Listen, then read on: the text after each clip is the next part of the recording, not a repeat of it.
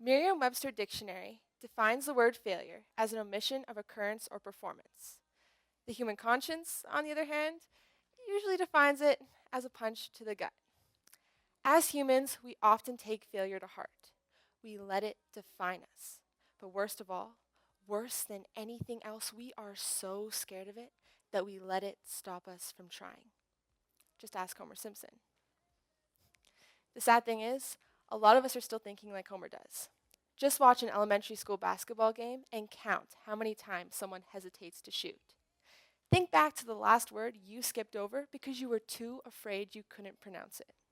Go ahead, shout out this word to me.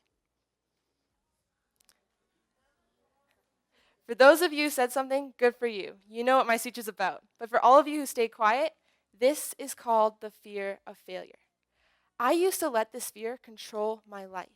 I have watched countless opportunities slip through my fingers like grains of sand I never had the courage to close my fist and grab because not only did I restrict myself from the ability to fail, but I refused myself the ability to try. Fear of failure affects most of us in some way or another. For me, it was shyness. A few years ago, I was so shy, I couldn't do simple things like raise my hand in class or ask a waiter where the washroom was without feeling like I had to pass out from fear. But then one day, I realized that shyness is nothing more than a fear of speaking because I'm afraid of making a mistake or looking stupid. In other words, failing. But with time, I learned how to conquer my fear of failure, and so can you. Whatever it is, whatever fear you have that's holding you back from doing the things that you want to do, you can conquer it. Just follow 3 steps. 1, believe in success. 2, fail purposely. And 3, embrace your failure. Step number 1, believe in the possibility of success. Imagine yourself succeeding in every possible situation. Don't dread your failure. Instead, visualize how great your success will feel. Exercise psychologist Guang Yu did a study on a group of people who went to the gym and a group of people who just visualized working out inside their heads. Those who physically went to the gym experienced a 30% muscle increase.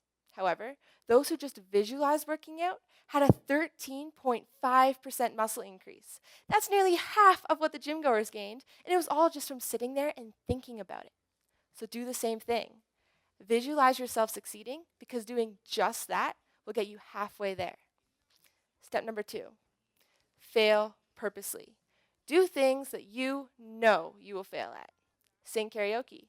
Try rock climbing. Shout out the wrong answer in class with undaunting confidence. Get used to the feeling of failure and the feelings of disappointment and embarrassment that come with it, and soon they will no longer affect you. Researchers at Northwestern University, Feinberg School of Medicine, did a study on adults who were terrified of spiders and made them touch tarantulas. Prior to this, some of these adults were so scared of spiders, they wouldn't even walk on grass for the fear of encountering one. However, after this exercise, not only were they able to touch the spider once, but 6 months later, these same adults were still able to touch the tarantula. This exposure therapy actually dampened the responsiveness of the parts of the brain associated with fear response. This is proof that doing something that scares you will become less scary to you once you do it. So, take the same approach to your fear of failure and get out there and fail. Just remember, learn from your failures and let them motivate you to succeed. Finally, the last step is to embrace your failure. Failing is a human right that we all deserve to embrace. Pick yourself up, brush yourself off, and figure out what went wrong, but never, ever beat yourself up for it. There are enough people in this world trying to make you feel bad about yourself. You don't need to join them. Instead, accept failure with your arms wide open. Breathe it in, because those who win learn nothing, but those who lose learn how to find better ways to succeed. So, put those failed tests on the fridge. Laugh when you trip, because with each failure you have, the closer you are to success. Scream, "She said no!" Scream, "I didn't make the team!" Scream, "I'm wrong," because life is too darn short for you to feel ashamed of it.